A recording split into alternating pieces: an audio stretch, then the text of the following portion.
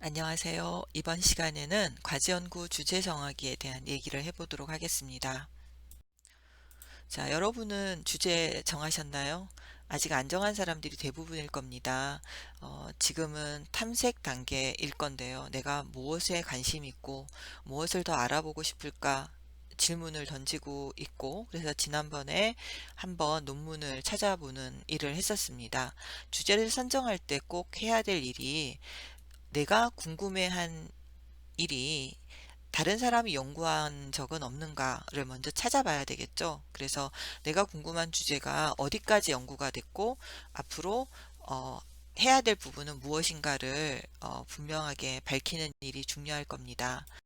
그래서 지난 휴업 기간 동안 여러분들에게 고등학생들, 주로 여러분과 연배가 같은 학생들이 어떤 연구를 수행했는지 전국 수준에서 수상한 학생들의 작품을 검색해 보라는 과제를 냈었는데요. 사실 이 과제는 물론 전문가들의 심사를 거치기는 했지만 우리가 흔히 말하는 과학 공동체의 협의를 거쳐서 논문의 투고가 된 학회지에 그 실린 논문은 아니죠. 그래서 어, 과학 공동체의 인정을 받은 논문을 통해서 연구 현황을 파악하는 방법에 대해서 이번 시간에는 좀 더 알아보도록 하겠습니다. 연구의 현황을 파악하는 것은 기존 연구의 한계를 확인함으로써 내 연구는 이런 점에서 새롭고 이런 점에서 기존 연구와는 차별화된다는 것을 주장하는 근거를 제안하게 됩니다. 그래서 이 아래 그림 권우성 교수님이 발표에서 사용하셨던 그림을 가져왔는데요. 이 그림을 보면 연구 현황 파악을 통해서 자기 연구 주제를 좁혀가는 과정을 그림으로 나타내서 보여주고 있습니다. 관련 연구가 어떻게 진행이 됐는지를 모아서 이제 논문을 쓴 거를 리뷰 페이퍼라고 하는데요. 그 리뷰 페이퍼에 다양한 소호 분야들이 있을 수 있겠죠. 예를 들어서 대체 에너지 관련 리뷰 페이퍼 중에 뭐 어떤 거는 뭐 태양 에너지, 뭐 어떤 거는 풍력 발전, 어떤 건 조력 발전인데 내가 원하는 대체 에너지의 소 분야는 그 생물을 활용한 에너지라고 한다면 이 분야 중에서도 다양한 그 에너지의 종류가 있겠죠. 그러니까 바이오 에너지 중에서도 바이오 디젤이 있을 거고 바이오 에탄올이 있을 텐데 나는 이 중에서 바이오 에탄올 분야를 좀 더 조사를 해보고 싶다. 그런 관련 논문들을 조금 더 좁혀 나갈 수 있고 바이오 에탄올 관련 논문들을 들여다보면 뭐 어떤 거는 조류, 갈조류를 중심으로 바이오 에탄올을 추출하는 연구가 있고 어떤 거는 또 옥수수를 이용해서 연구를 진행한 것도 있을 겁니다. 그래서 어떤 거를 대상으로 삼느냐에 따라서 이 레퍼런스의 종류가 달라지겠죠. 그래서 참고 문헌을 찾아 읽다 보면 그 참고 문헌의 또 참고한 참고 문헌이 있고 그 참고 문헌을 참고하면서 점점 자신의 관심 분야를 이렇게 좁혀 나갈 수 있게 될 것입니다.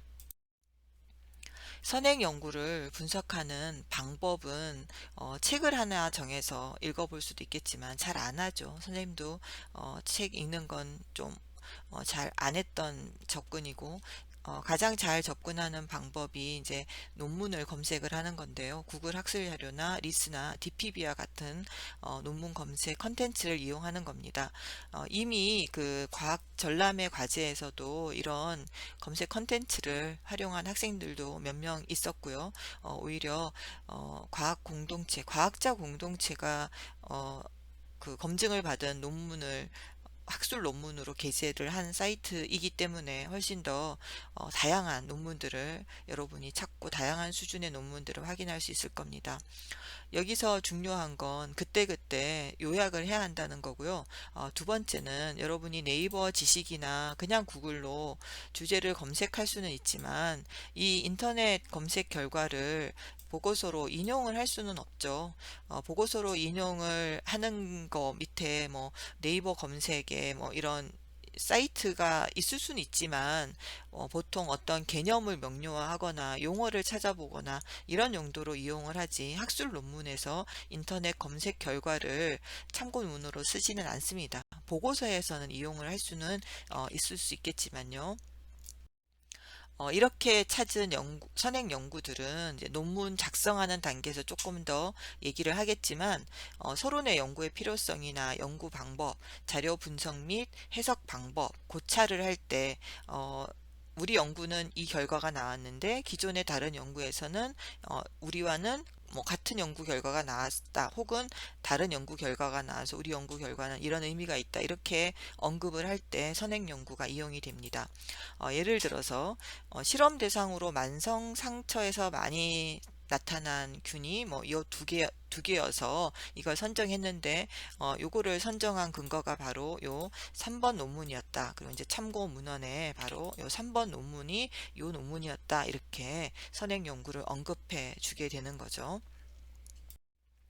자, 구글 학술 검색을 통해서 어떻게 참고 논문을 찾는지 보면은, 구글이라는 회사가 이번에 이제 구글 클래스룸을 이용하면서도 굉장히 기여를 많이 한다는 생각을 했었는데요. 이렇게 자료를 제공하는 측면에서도 되게 유용합니다. 구글 학술 검색으로 창에다 써도 되고, 구글 스칼라라고 이렇게 입력을 해서도 쉽게 찾을 수가 있습니다. 검색창에 생의 바이오 에탄올 해서 나타난 결과를 확인을 할 수가 있죠. 여기 보면 몇 년도에 발표한 논문인지, 여기 있죠. 몇 년도에 발표한 논문인지, 이게 저자는 누군지, 그리고 여기 인용 횟수, 이 논문을 몇 회 다른 사람들이 인용했는지, 이런 내용들이 정보로 제공을 하게 됩니다. 그리고 디피비아는 우리 학교 홈페이지에서 여기 맨 아래쪽에 퀵 메뉴의 아래쪽에 이것만 바로 클릭을 하면은 이런 창이 이제 뜨게 되는데, 여기에 이제 서울고등학교라고 되어 있죠. 여기 서울고등학교, 여러분이 홈페이지에 로그인을 해서 바로 이 디피비아를 누르면 서울고등학교하고 이제 계약을 1년마다 해마다 맺기 때문에 여러분은 무료로 사용할 수 있습니다. 근데 이제 집에 있는 컴퓨터로 학교 홈페이지에 들어가지 않으면 아이디랑 비번을 학교에서 제공하는 거를 입력을 해야지 사용을 할 수가 있어요. 역시 여기 바이오에탄올을 입력했더니 학술 저널에 학회지에 실렸던 여러 가지 논문들이 제공이 된다는 걸 확인할 수가 있습니다.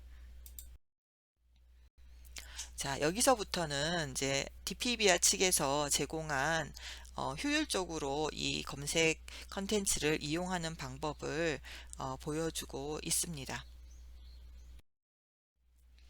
연관 검색어, 여기에 있는 연관 검색어를 연구자들이 많이 활용을 하는데요. 한 가지 검색어를 치는 것보다 이 연관 검색어를 이용을 했을 때 보다 효율적으로 검색을 할 수 있다는 의미입니다. 그리고 논문에 관련된 다양한 정보를 확인할 수가 있는데, 여기 임팩트 팩터라고 영어로는 하는 P 인용 지수, 아까도 얘기했죠. 몇 번 인용을 하고, 여기 보면 그래프로도 기간별로 인용한 그 지수가 나와요. 그래서 뭐 사실 여러분이 나중에 대학 교수가 되면 이 인용 지수에 따라서 인센티브도 달라지고, 그래서 얼만큼 다른 사람이 관심을 가지는 논문을 썼느냐의 의미이기 때문에 여러분이 검색을 할 때도 이것도 한번 참고를 해 보시면 좋을 것 같습니다. 논문에 관련된 상세 페이지를 보면 여기 참고 문헌도 확인을 할 수가 있는데, 특히 참고 문헌을 직접 신청을 해서 찾아볼 수 있도록 또 서비스를 제공한다고 합니다. 그리고 PDF로 볼 수도 있고, 그냥 거기서 바로 볼 수도 있고, 다운로드도 받을 수 있는데, 여기서 PDF 안에 있는 내용을 어, 복사를 해서 여러분이 이론적 배경이나 정리를 할 때 쓸 수 있는데, 여기서 주의할 점, 여러분이 논문을 쓸 때 서론에 왜 이 연구를 해야 되나, 혹은 선행 연구에선 이런 내용이 있었다라고 할 때 이렇게 컨트롤 C 컨트롤 V만 해가지고 붙이는 경우가 있어요. 이러면 확 표시가 납니다. 자기 용어로 바꿔서 표현을 해야 돼요. 이게 무슨 말인지 잘 다가오지가 않겠지만 논문도 글쓰기예요. 어, 어떤 글쓰기냐면 자기의 연구 결과를 설명하는 글쓰기죠. 내가 어떤 연구를 했고 이런 점에서 새로운 걸 발견했고 알아냈고 이런 거를 쓰는 거예요. 그래서 여러분 논문을 실제로 1학년 때 소그룹 탐구 활동하면서 쓴 거 선생님도 봤는데요. 자료집이 있어서 어, 논문을 써본 사람은 알겠지만 이과생들이라서 글쓰기에 나는 익숙치 않아라고 말을 할 수도 있지만 결국 글쓰기를 잘하는 사람이 논문도 잘 씁니다. 서론을 쓰고 결론을 쓸 때, 진짜 이 논문 쓰기 글쓰기구나라고 느낀 거 많았을 거예요. 서론을 쓸 때는 연구가 왜 필요한지, 내 연구가 다른 연구에 비해서 얼마나 어, 새로, 새로운 점이 추가가 됐고 가미가 됐는지를 어, 얘기해 주는 설명이 포함되는 거고, 결론에는 내가 한 연구가 연구 문제의 답을 어떤 식으로 찾아냈고 그래서 어떤 점에서 의미가 있고 시사점을 가지는지 설득력 있게 표현을 해야 되죠. 그래서 이렇게 컨트롤 C, 컨트롤 V만 할 것이 아니라 어때요? 자기 용어로 매끈하게 잘 풀어나갔는지를 고치고 또 고쳐야 됩니다. 찾고 또 찾는 게 리서치라고 했지만 연구에는 쓰고 또 쓰고 읽어보고 고치는 게 또 포함이 됩니다. 그래서 아까 구글 스칼라에서 지나가서 말을 안 했는데 거인의 어깨에 서서 뭐 도움을 받아라 이런 게 구글 스칼라 아래에 있거든요. 여러분은 지금까지 해놓은 다양한 연구진들의 도움을 받아서 구글 스칼라를 비롯하여 DPBI의 기존의 연구들이 너무나 많이 수록이 되어 있잖아요. 얼마나 감사한 일이에요. 맨 땅에 헤딩할 일이 없는 거죠. 기존에 했던 것. 그래서 지난번에도 그 커다란 나무 무더기에 이쑤시개 하나만 올려도 의미 있는 연구다라고 얘기를 했지만 우리는 거인들의 연구에 도움을 받아서 어, 정말 많이 닦아놓은 길에 조금 걸어가는 걸음을 옮기는 그런 자리고, 예전에는 이런 식으로 인터넷이 발달이 되어 있지 않았기 때문에 정보 공유나 이런 게 원활하지 않았던 시대도 있었겠죠, 연구자들이. 그래서 동시에 비슷한 연구를 하는 일도 많고 했었지만 요즘은 되게 공유하는 시대잖아요. 유튜브에서 자기의 연구 뭐 요리며 뭐든 걸 다 공유하는 시대인데 연구도 마찬가지입니다. 하지만 논문을 쓸 때는 자기의 용어로 분명히 표현할 수 있어야 한다는 겁니다. 어, 이 논문에 그 PDF로 보고 나서 그래도 나중에도 한번 원문을, 전체 원문을 다시 한번 볼 만한 의미가 있는 논문이겠다. 이런 거는 뭐, 당장 판단이 안 될 거예요. 그래서 웬만하면 PDF로 저장을 하는 경우가 많죠. 그래서 내 서재라고 하는 곳에 이런 식으로 모아서 볼 수도 있다고 합니다. 저는 이용해 보지 않은 기능인데 여러분은 이용해도 좋을 것 같아요. 자, 내 서재 관련된 내용도 한번 참고를 해 보시고요. 결국 여러분이 1학년 때 해봐서 알겠지만 논문의 마지막에 참고 문헌이 있죠. 근데 이 참고 문헌을 나는 다 쓰고 나서 한꺼번에 정리해야지 하면 다 일이죠. 여러분 참고 연구 논문 작성하기 할 때 이제 다음 이론 강의할 때 얘기하겠지만 연구 논문에서 참고 문헌을 작성하는 방식도 다 달라요. 다르지만 여기 지금 한글로 나와 있는 요게 이제 보편적인 방법이고 다음 주에 좀 더 자세하게 안내를 하도록 하겠습니다. 그래서 여러분은 여기에 준해서 한글 논문이면 이렇게, 영어 논문이면 이런 위에 이런 식으로 미리미리 여러분이 자주 사용하고 있는 뭐 삼성 노트라든가 뭐 원노트라든가 뭐 인터넷상에 그냥 어, 엑셀이라든가 한글 파일이라든가 이런 곳에다가 이렇게 참고 문헌을 누적을 그때그때 해 놓는 것이 나중에 일을 두 번 하지 않는 방법입니다. 지우는 건 금방이죠. 근데 내가 이 논문을 참고는 했는데 어느 학회였지? 뭐 저자는 누구였지? 이거 다시 찾으려면 굉장히 일입니다. 선생님도 그런 경험이 있는데 여러분들 바로바로 정리를 해 두시는 습관을 기르는 게 필요합니다. 학술 논문을 검색하는 다른 엔진인데요. 이거는 어, 이제 캐리스라고 학술연구정보원에서 운영하는 리스라고 하는 검색 컨텐츠입니다. 바이오 에탄올이라는 검색어를 넣어가지고 선생님이 쳐봤더니 이제 학위 논문에서 쭉 나왔죠. 검색 결과가. 자, 여러분 여기서 주의할 게 학위 논문을 읽고 그 참고 문헌이나 뭐 선행 연구 내용을 정리할 수도 있는데 별로 권하지 않습니다. 학위 논문 자체가 분량도 많기는 하지만 학위 논문은 일단 물론 지도 교수 뭐 세 분의 지도를 받았기는 하지만 학회지에 실린 것보다는 권위를 덜 인정받습니다. 그래서 학회지에 실린 논문, 요약된 논문을 여러분이 참고 문헌을 하는 게 더 바람직하고요.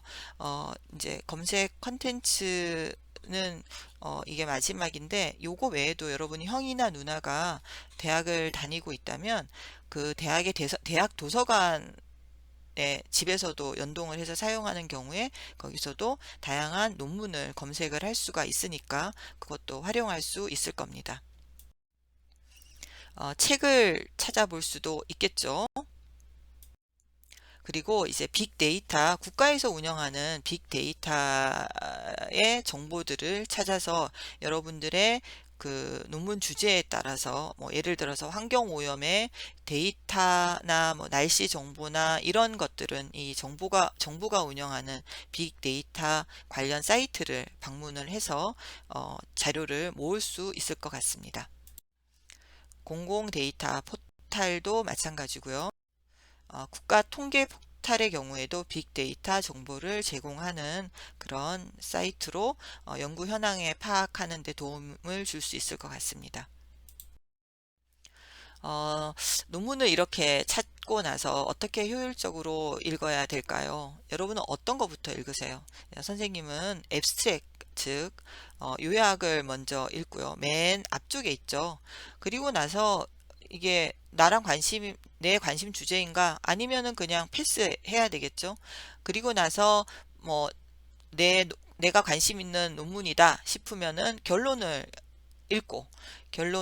읽고 나서 어, 인트로덕션 서론을 읽을까 말까 결정을 하고 그리고 나서 서론에서는 맨 마지막 단계의 연구 내용을 읽고 나서 정말 읽어볼 만한가?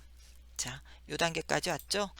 정말 읽어볼 만한가? 이게 결정이 되면 이제 제대로 정독을 하는 거죠. 뭐, 처음부터 정독을 하는 게 아니라 처음에는 쑥 넘겨가면서 이런 흐름이구나. 그 다음에 다시 처음부터 시작을 해서 제대로 읽어보고 그리고 이제 이번 주 과제는 정독한 결과를 내는 게 아니에요. 그래, 다음번 과제를 할 때 선생님이 어떤 중심으로 쓰라고 하셨지? 그걸 보고 나서 이제 정독을 해보면 또 더 도움이 되겠죠. 그래서 여러분도 아마 그렇게 하고 있겠지만 앱스트랙트 먼저, 그 다음에 결론. 그래서 이 결론을 읽는다는 건 무슨 의미일까요? 이 논문에서 이 연구자가 얻어낸 게 뭘까? 이 얻어낸 게 의미가 있나 나에게 그거를 먼저 결정을 한 다음에 서론을 읽는 게 도움이 된다는 의미일 것입니다. 연구 방향 정하기, 연구 주제를 정하기 위한 몇 가지 팁을 안내를 해보도록 하겠습니다. 선택과 집중이 중요한데요. 뭐, 너무 큰 문제를 한꺼번에 해결을 하려고 하면 안 됩니다. 여러분 선배 중에 연구 주제를 잡아와서 면담을 하면서 이번 연구로 노벨상을 받으려고 그래 이런 농담을 한 적이 있는데요.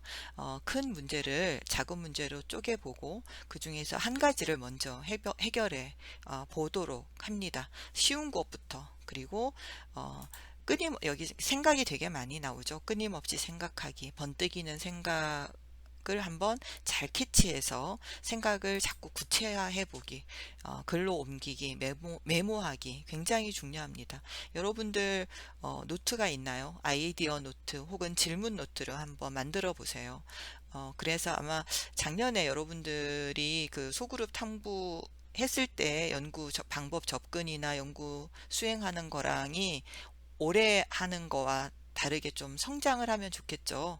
그래서 작년에는 연구 방법을 이렇게 접근했고 이런 질문들을 가지고 있었다면 그게 이제 기록이 되어 있지 않더라도 지금이라도 논문을 읽어가면서 계속 뭔가 떠오를 거예요.